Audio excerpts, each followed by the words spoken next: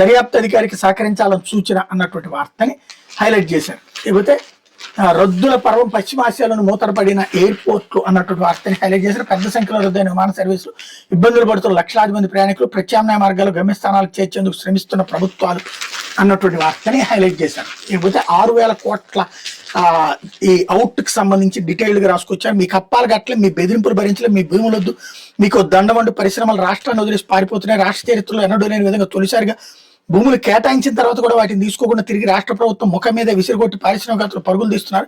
చంద్రబాబు సర్కార్ అధికారంలోకి వచ్చిన తర్వాత మంత్రివర్గం ఆమోదం మేరకు కేటాయించిన భూములు సైతం వెనక్కి ఇచ్చేసి వెళ్ళిపోతున్నారంటే రాష్ట్రంలో రెడ్ బుక్ రాజ్యాంగం ఏ స్థాయిలో నడుస్తుందో ఊహించొచ్చని పారిశ్రామిక వర్గాలు వ్యాఖ్యానిస్తే, తాజాగా పలు కంపెనీలకు కేటాయించిన భూములు రద్దు చేసి చంద్రబాబు సర్కార్ ఇచ్చిన జీవోలే దీనికి నిదర్శనం అని పేర్కొంటున్నారు.